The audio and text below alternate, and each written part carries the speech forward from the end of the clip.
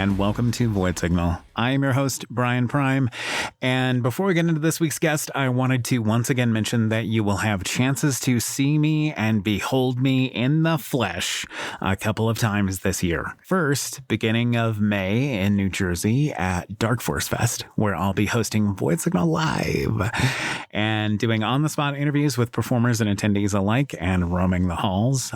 Don't worry, I am hard to miss because I'm so big. So you will definitely see me. You can also catch me at the end of May in Seattle at Mechanismus Festival, where I'll be doing Void Signal Live yet again. And I will also be performing with Skull Cultist on opening night. So I hope to see you at either one of those things. In addition, announcing this now, if you are on the West Coast, you owe it to yourself to look into going to Glomfest. It is a traveling festival of European artists and performers on a short-run tour starting in September. And you can catch me at the San Francisco date at DNA Lounge. I hope to see you there, and you owe it to yourself to go. There's also a pretty good chance that you will see me at Wasteland Weekend again this year. So if you are going to Wasteland Weekend, please let me know, and we will make it an experience and make sure to say hello. This week's guest is festival organizer and multi-talented artist David Lawrie. I'll hit the high notes of David's bio for you, but you can also see him perform at Glomfest under his recording moniker, The Royal Ritual. David Lawrie is an internationally acclaimed music producer and award-winning sound designer, having worked with artists such as IMX, Coco Rosie, Phil Dell, at London After Midnight, amongst others, on both sides of the Atlantic, worth noting. He runs his own production company, Ishikawa Media, and has had his music used in shows on channels like FX and Channel 4, and he's done post-production audio work for a slew of companies like GoPro, Panasonic, Amazon Prime, and Absinthe Films. He's also a voting member in the Producers and Engineers Wing of the Recording Academy for the Grammys and an audio professional at National Academy of Television Arts and Sciences, the Emmys. He's also a really friendly and easy to talk to person. But before we get to the chat,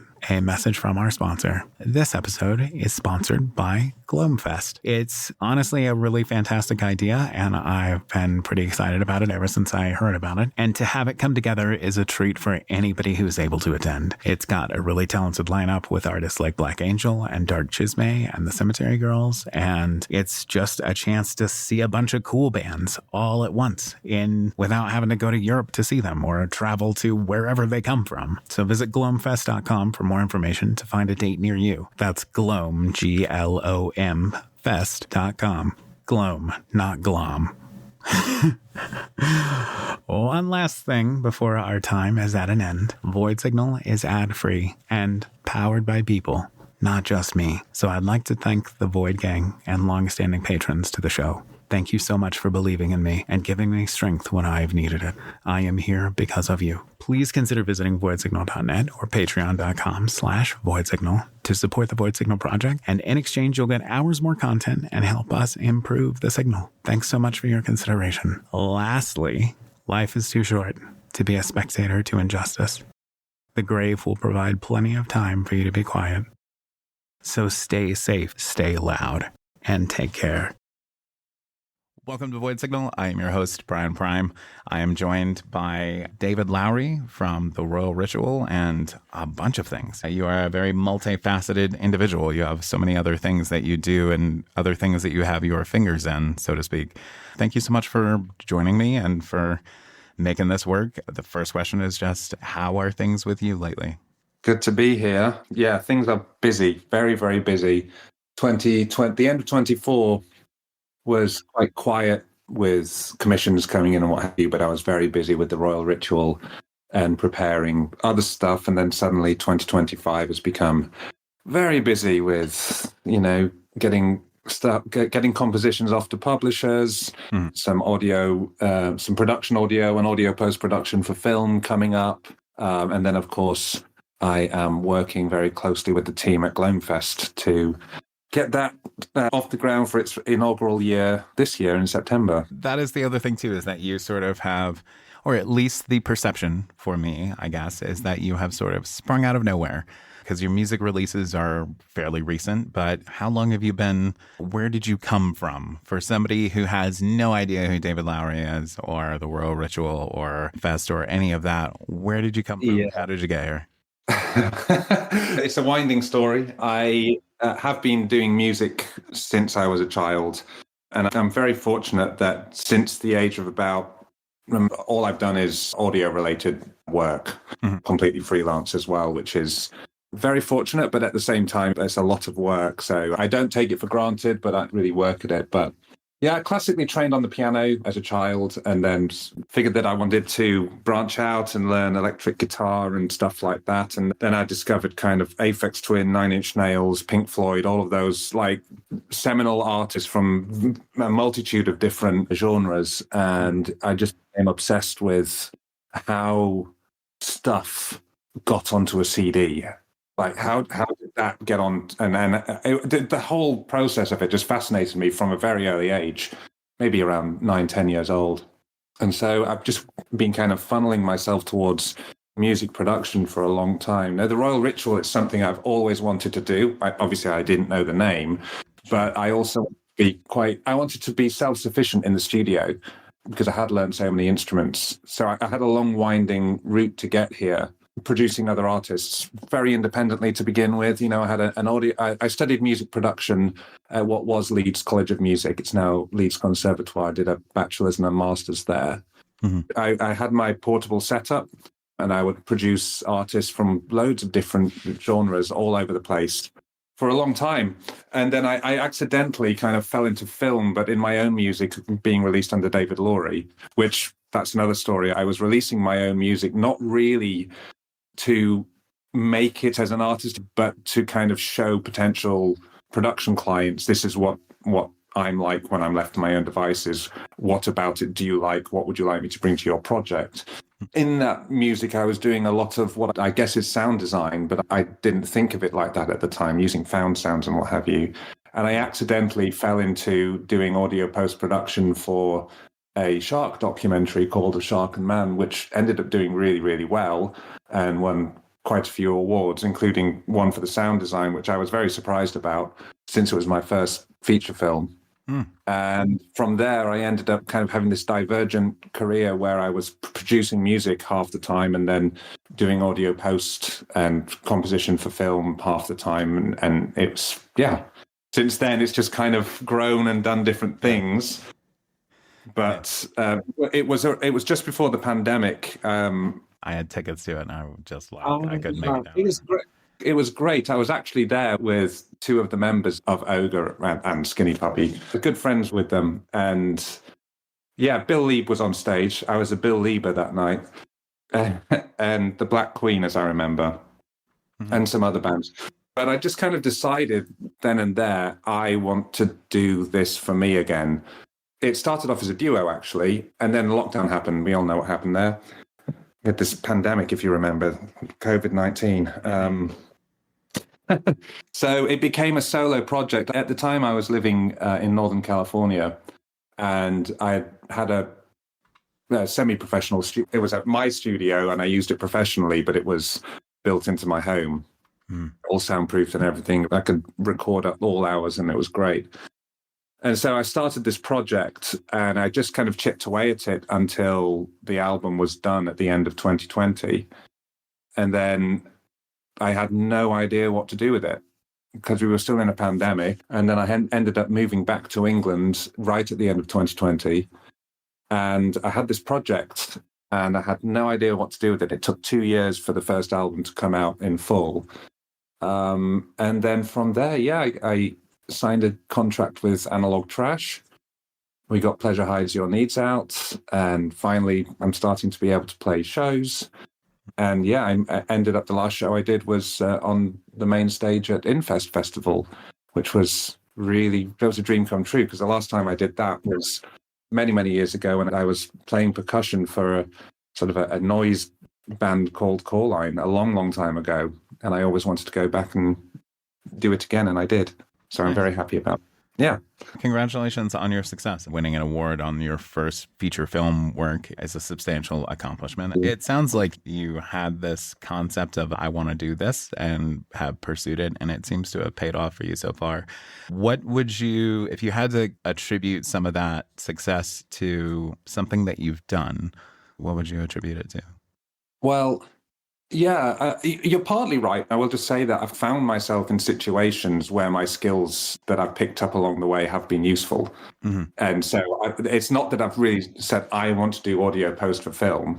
I was asked to do it, and I actually did it in exchange for the director to do a music video for me many, many years ago as David Lawrie. Mm-hmm. And I ended up getting roped in. It was like 900 hours of work to do it.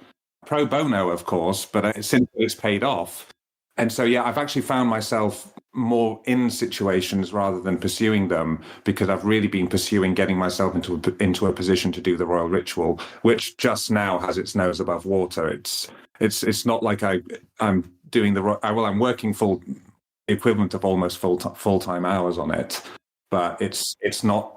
I'm still working in other areas of music and audio production. Which is great, but I think that is the key. Actually, is being perpetually curious, picking up skills, and just sort of putting myself in the firing line for opportunities and being able to say yes, knowing that if I know 80% of what I need to know to be able to do it, I will be able to get the rest done, or ask my colleagues as well to help me out. I think that that's been the biggest thing in terms of accelerating my ability to sustain a career in the arts.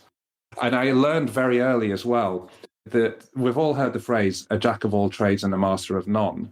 Well, I learned the full phrase or the full quote, which makes more sense. And I stick by this. A jack of all trades and a master of none is better by far than a master of one. So it's actually a positive thing to be able to diversify and be able to do a lot of things. And I've always lived by that it's better to be able to say yes to things with some degree of confidence that you can pull it off, rather than just sticking in your lane and saying, oh, I'm only a mix engineer, or I'm only a whatever it may be. No, there's so many cross-transferable skills in all areas of audio production that you can try your hand at things. And if it's not for you, then you strike it off and say, no, that's not for me. Right. But you don't know unless you try. Absolutely. And I do find that to be true, especially in my own experience and clearly from yours as well. But a lot of guests I've had on the show, that is the case of, if you are pursuing a career in this, there are other skills you need to pick up. I mean, you have to be your own marketing person to a degree, being capable of making your own graphics, or at least knowing who to reach out to for those things and using the resources that you have. I had a guest that hit me with this quote from Billy Joel, of all people, but it was something to the effect of, you don't have to be great at anything. You just have to be competent at everything. He attributes a lot of his success to just being competent at many things. Do you find that to be true in your case as well? That's really good. Yes, I think competence is key. I've found that being competent and easy to work with is going to get you much further than just being excellent at doing something. Even with the Royal Ritual, which is sort of my baby, there are other people involved with it. In the studio, it's just me, but Vara, my partner, she's an amazing photographer and designer, and she kind of persuaded me to let her work on the artwork. And I know it was a really beneficial thing for both of us to do it because we were easy to work with one another. We knew each other. Dan Kentley, who plays guitar with me live, one of my oldest friends, we actually went to university together.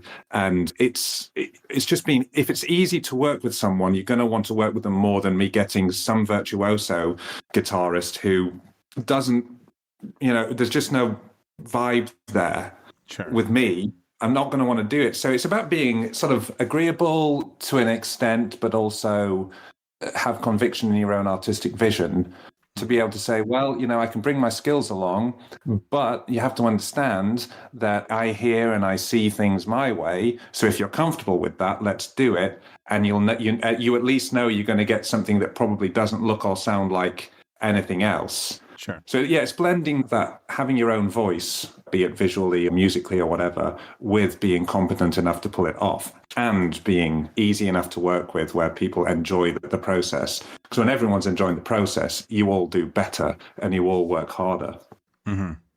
Okay. I would agree with that. I mean, I haven't experienced it myself quite to the degree that you have, of course, but there is something to be said for people who see your vision or understand your vision for your thing and are willing to lend their talents and skills? I think one of the first questions you have to ask when someone comes to you is, or you have to ask yourself, you maybe can't ask them directly, has this person come to you because they admire the work that you've done for other artists, or do they admire what you're doing? Like in my case, do they like the Royal Ritual? Why have they come to me? If it's because they've come to me because they know I do music and they maybe feel like they might know me or something like that, and that they just want to pay to get something done, it's probably not the right fit, because I'm not just going to do something just for a bit of money, especially with someone that maybe wants to do something maybe at cut rates or things like that, whereby they're just looking for someone to do like a functional job. Not to be arrogant, but it's just to know that people generally do come to a producer or a composer because they've heard something that person's done and gone, I like that. And so when you get off on that foot, everyone's aware that everyone's got some vision and everyone's going to find a way to just kind of slipstream together into the same path, whereby everyone's vision is valid and adding a different color to the overall greater picture, you know? Sure. That makes a lot of sense. I like that answer. To switch gears a little bit, I did want to ask you also about, because you are heavily involved in the upcoming Glomfest that is going to be hitting the West Coast of the United States. Can you tell me a little bit about that? Yes, I can. I'm very heavily involved with it. It's one of those sort of serendipitous stories. Christine Buckley, who has always been called Original Strawberry Girl, we became friends and we don't actually remember how we met, which is the strangest thing. She's from Los Angeles and her husband is from Wales, so she's often in the UK. And she and I became friends actually after I had moved back to the UK. And she'd been spending so much money to come over to the goth festivals over here and in Europe and everything. And she'd befriended a lot of artists. And she'd become a really big supporter of the Royal Ritual very early on. In fact, I owe so much gratitude to her for helping me get it from just this idea into something that actually exists in the real world. Mm-hmm. And I met up with her in Whitby. She was going to the Whitby Goth weekend and tomorrow's Ghost Festival, I should say. And which used to be the same thing. I just met up with her. I met her for the first time and she started talking about how great would it be to get the Royal Ritual and a couple of other European bands over to California, partly so that she doesn't have to spend thousands of dollars to go over there. And I said, yeah, but it's going to cost you many, many more thousands of dollars to get them over there. Which was, but we started talking about this and it was just becoming a thing that she really wanted to do. And I sort of said, well, you know, this is a really cool idea. And I think what it is I think this is a mini festival. And so we got talking more, and it's just one of those things where we kept on having the conversation. And before we knew it, she'd set up the company Original Strawberry Girl Presents. And I sort of said, well, if we're going to do this, let's actually make it the real deal. Let's not make it just a little gig. And so we brought in Vara to do branding and marketing because that's her background. She's a professional photographer, but she's also senior art director in her last position and branding genius, all of that kind of stuff. And then we brought in another person, Amy, to deal with logistics and working with venues because she had a lot of experience with that. And audio person, well, I won't be doing audio on the night, but audio tech person. I've been doing the website and artist liaison. And yeah, it's just kind of built from there. And it's been so much more work than any of us thought it would be. Sure. But it's been a massive learning curve. And it's one of those things where we all had enough skills to be able to say, well, I think we can make this happen. Yeah, let's do it. And all four of us, me, Vara, Amy, and Christine, we're all wearing multiple hats to make it work. Mm-hmm. But I think it is working. All of the artists are really excited to be doing it. It seems like a really unique experience. Just to chime in there, first off, the website looks great. In addition, all of the branding and logos and everything all looks very slick. It is very impressive. And yeah, I think Amy is the reason that I heard of it to begin with. And it, like you said, it was a thing to get excited about of, hey, here's a chance to see these bands. I don't know when I will have the opportunity again. Every artist from Europe hasn't played the States. I mean, I've played as David Lawrie, but the Royal Rituals never played in the States. Eon Sable hasn't. Cemetery Girls haven't. And The Awakening, the headliner, they haven't played in the States since 2009.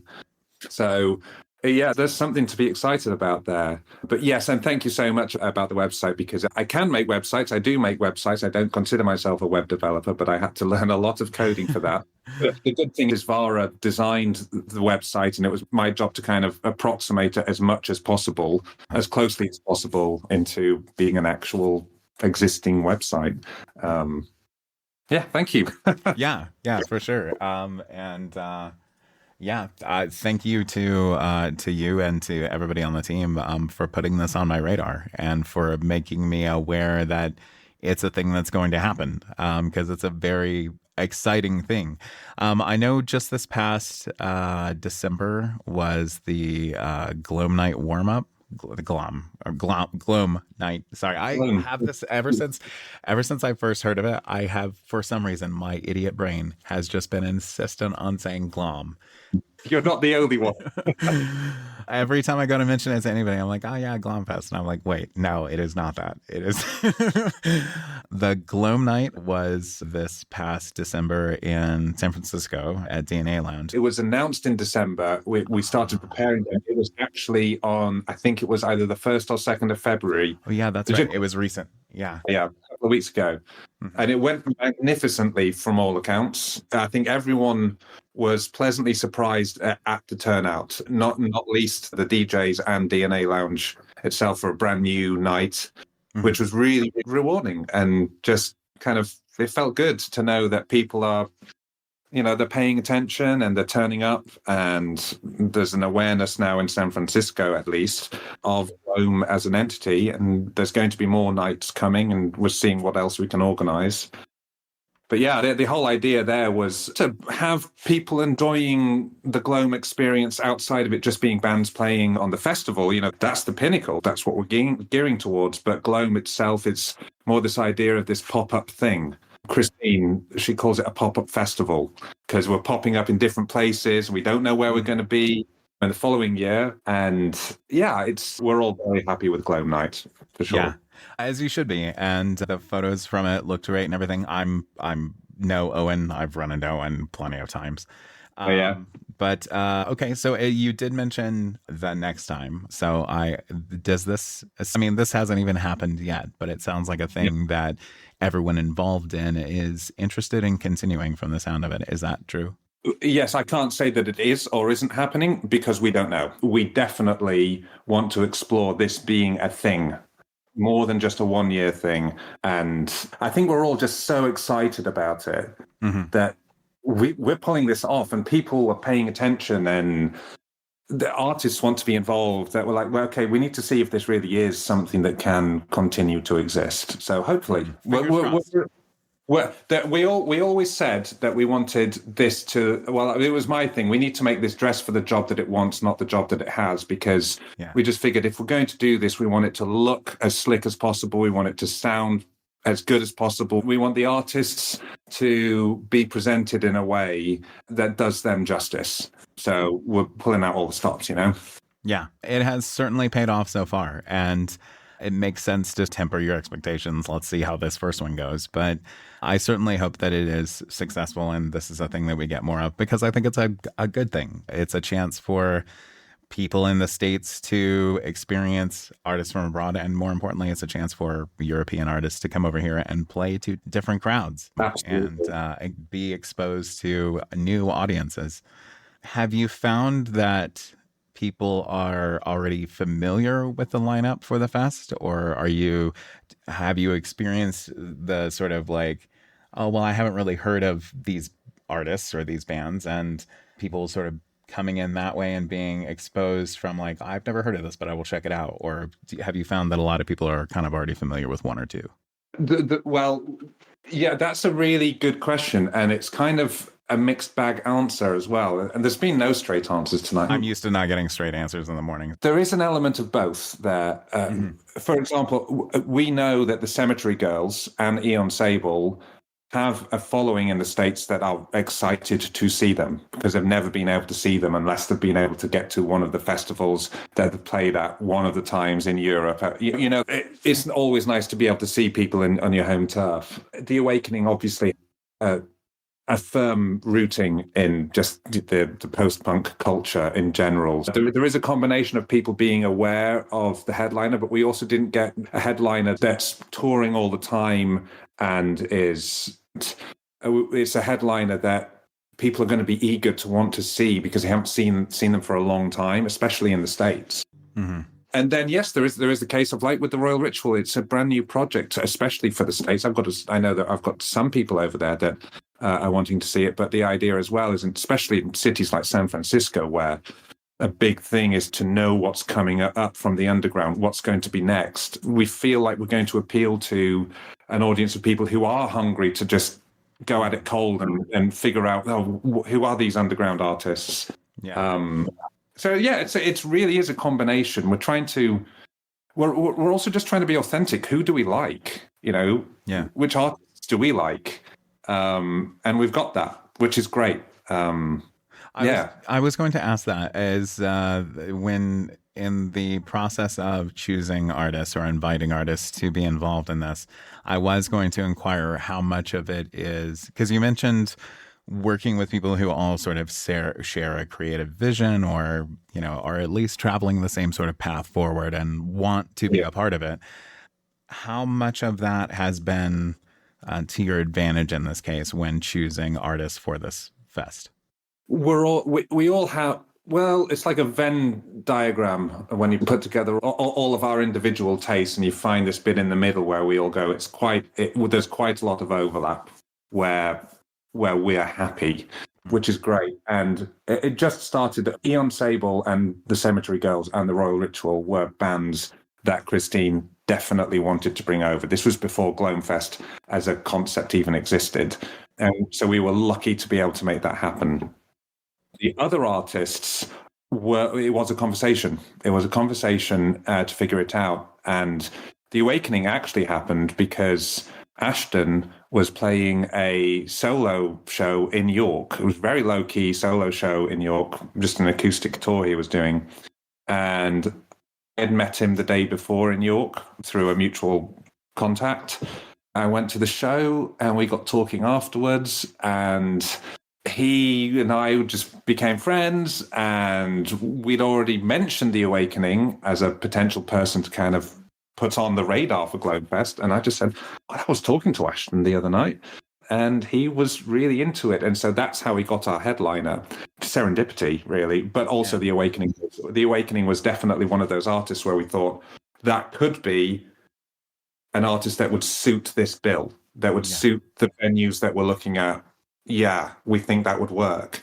There were a couple of others as well, but it just fell into place that Ashton was really into it, really got the vibe of it being a new thing, brand new experience, and jumped on board, and we're really happy about that.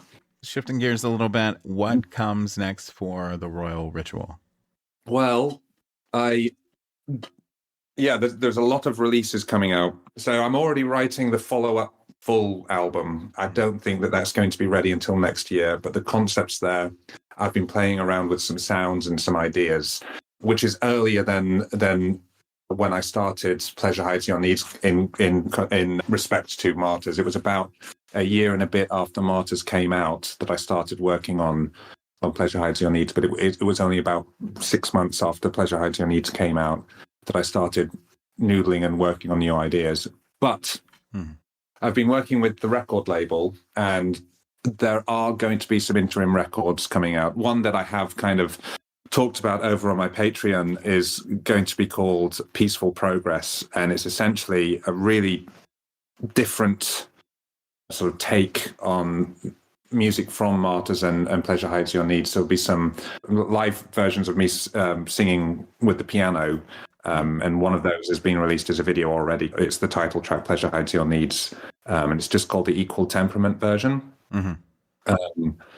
There are going to be some other piano versions, as well as some taking the synthetic sound designy sonic beds that may be quite buried in the production of Pleasure Hides Your Needs. From Pleasure Hides Your Needs and Martyrs, a few of the songs from there have interesting. Well, I think they're interesting sonic beds, and that's going to form the second half of the album. So it's new without being new, but it should be an interesting journey there as well. And then there is another release coming out, all being well. It's live recording from Infest coming out. Okay. So, don't know the exact dates yet, but it was definitely worth putting into a tangible and lasting form. Also coming out, it's in line for being published, but there's an album called Retracting Circles, which is an album of production music, very kind of varying industrial, dark, soundscapey sounds. I don't know exactly when. It's adjacent to the other releases because it's with a production library, so it's not quite the same as just releasing on record. So that's available for licensing sometime soon, but that's being released as the Royal Ritual as well. Then we've got Glomfest, and I'm currently working with promoters and booking agents to try to figure out if we can make more shows happen around that, because it would be quite nice to do a tour before the next album. I go heavily into the studio to make the next album. Just figuring out logistics around art that already exists that should be out but isn't out yet. Yeah, the perpetual struggle of I have all this stuff finished, but it takes time to assemble and release and package and post-production and all. Yeah. That. As you said when we started, very busy. Lots to come out, lots to release. Well, and not just as the Royal Ritual. I've been producing an artist called Alisoon, and her debut EP and album are going to be coming out this year. Well, her album might be early next year, and that's all just about produced. Working with Farah as well, with our company Ritual Reverb, to work with Alisoon to create all of the artwork and the other logistical stuff like that. So that's another big project that's coming out. And yeah, like I said, I've got other film work coming up, and it's pretty non-stop. Yeah. Would you find that to be true? I am told by my friends that I am a workaholic, and I just get stuff done. I literally work until I drop, and then I sleep next to my laptop so I can wake up. The first thing I do is like, what admin do I need to get done in the morning before I get my coffee, before I start doing creative work? And it's very much like that. But every so often, I do get frustrated because I see friends having fun and doing stuff, and I feel like, I've got so much stuff that I need to do. And because I'm freelance, there's always more work to do. Mm-hmm. But every so often, I stop and I pinch myself and I go, I make a living out of playing with sounds. And I just sort of think, wow, I actually did do that. Okay. So yeah, I do feel very, very, very fortunate. It's not the career that I envisioned. I was going to be a rock star, that was it. But ultimately, it's been a really rewarding journey so far, and I wouldn't change it, no matter how difficult it's been. I will pose this question to you. Do you find, and would you say that the concept or the idea of being a rock star in sort of the traditional, daydreaming teenager sort of respect, do you find that to still be a thing that is alive? Because I speaking personally, just from my experience and all of the musicians and artists that I know and have interviewed, I'm not entirely sure that is a thing that can exist without a insane amount of success. That I honestly don't know that anyone inside of our little scene and adjacent scene, I don't know that a lot of people in that space would be able to obtain that. What do you think? Well, I can say no, it doesn't exist. I actually have a good friend who works in artist development, and he's worked with some artists recently that have got into the UK top 10, all of that kind of stuff. And they just hustle. They work so hard. Yes, they have a team around them. So you can get to the point where you are making a living from being a performing artist, and you go on stage and you put on a show, and you embody this character that you've created. Because remember, when you're making music, it's art, it's not real life. So you are a character. So you can embody that for that hour, 2 hours that you may be performing. But where there was a big team before taking care of everything in the background, those teams have got much smaller. And as an artist, unless you are the Taylor Swifts and what have you, although I do think she actually works quite hard, unless you are at that level to have such a big, troop behind you of just people taking care of stuff, that it's unavoidable that the reality is you have to maintain your ability to be able to be a quote unquote rock star. Mm-hmm. You look at Trent Reznor, who is a massive inspiration to me. And Nine Inch Nails is no longer this thing that he does and he embodies this thing on stage. No, look at all of the scores that he and Atticus Ross are doing. I mean, they're working hard. They're really working hard. They're doing so much that's behind the scenes. And working with Rob Sheridan, he'll really work to envision how the live show should look, rather than handing that off to someone to create and then just, oh yeah, that looks great. So I think that anyone in the less than kind of ultra commercial world, even for big names in our scene, they're having to work harder behind the scenes as well, or at least more consistently behind the scenes. Their eyes are opened to it more. And so it becomes a part-time thing to be the rock star no matter what, but a full-time thing to be able to create the vehicle for that rock star to exist. Yeah. Okay. Well, I don't want to keep you too long because you are fabulously busy, as we mentioned, and you've got to dash off to other places.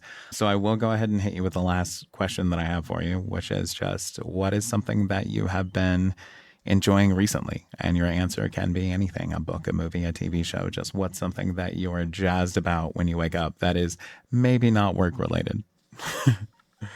As a workaholic, that's difficult. I tell you what I have been doing recently. It really hit me hard when David Lynch died. I was shocked. And I have, every 2 years, I try to watch Twin Peaks from start to finish, including The Return. And so I've started that again, and I've been enjoying, just piecemeal, where I can, watching an episode of Twin Peaks, and it's brought me a lot of joy. Nice. That's an excellent answer. I'll hit you with a follow-up here really quick. What about, I imagine with as busy as you are, you don't get a lot of time to listen to music, but is there something musically or an artist that has sort of been stuck in your ear over the past couple months or so? Two artists from vastly different areas. Pink Floyd's always there, but that's in the background. That's just, omnipresent with me. Health. Absolutely love Health. And when I was in Austin in November time, they played a really bizarre festival there, and I got to see them for the first time live. Incredible. The other artist is Kiasmos. I am just bewitched by them. Absolutely love Kiasmos. Can't get enough of them. I'm probably going to get sick of them because I play them that much, but yeah. those artists. For Health, I've not heard of the other one though. Kiasmos is an amazing dance duo, kind of like Icelandic. Go and check them out. Okay. They're brilliant. How is it spelled? Kiasmos. Kiasmos. Okay. All right. Perfect. I will investigate. Okay. Sailed as in sailing boat. Yeah. Awesome. I will do so. I am a fan of music videos, and maybe that's just a holdover from my youth of like growing up watching MTV and VH1. But I've always found that music videos are such a great companion piece of art to go with the song. I'm with you way there. Yeah, I enjoy making music videos as well. I really do. It shows. I did watch your music videos, and a lot of care goes into their craftsmanship and everything, and it shows off. It certainly does. Thank you. A music video I would recommend to anybody who hasn't seen it from Sweden, Kite, is fantastic. And their music video and the track True Colors is just such a haunting and intimate sort of a song and video. And it's so moving and so sort of ethereal at times in sound and in visuals. It's quite a magical kind of a confluence that comes together there. I'm always such a fan of that, when the artistic vision for the song and the artistic vision for the video align appropriately to create this unique multimodal piece of art. That's a thing I just can't get enough of. I think good music videos go a long way for expressing more ideas, I think. I've just typed that in. Okay. I'm going to watch that afterwards. Okay. All right. I hope you like it. I will, just by looking at the little preview that's coming up on YouTube on my cell phone. It looks Yeah. like my kind of bag. Yeah, and if you Yeah. have not heard Kite, you are in for a treat. It is a thing I think you will enjoy. Probably the thing I've been enjoying the most recently is I just moved back to Reno, and you lived in Northern California for quite a while. You were between Tahoe and Sacramento, and I just moved back to Reno, just over the mountains, and I've been putting my hands on the wheel of my life a lot more than I have in the past. I've had positive influences in my personal life who have helped me grow and become much more of a complete person, a much more competent version of myself. It feels good to just sort of arrive at a point when suddenly you look around. And I'm sure this is a thing that you've experienced just in your own career of looking around and realizing, like you said, I have come this far. I have done these things that people have recognized or have seen, my effort or whatever. It's a really good feeling, and I can only hope that more people get to experience it. Yeah, I totally agree with you. Yeah. Well, I don't want to keep you. We will just keep this one kind of nice and short. So, yeah, thank you so much again for making this work, for coming on and having a chat. And I look forward to seeing the Royal Ritual live and hanging out with you when Glomfest plays San Francisco and the West Coast of the United States. Thank you, David, so much for your time. Thank you. All right. Void Signal intro and outro courtesy of Processor. Visit processor2.bandcamp.com for more Processor, and visit voidsignal.net to help support the creation of more Void Signal. Stay safe, stay loud.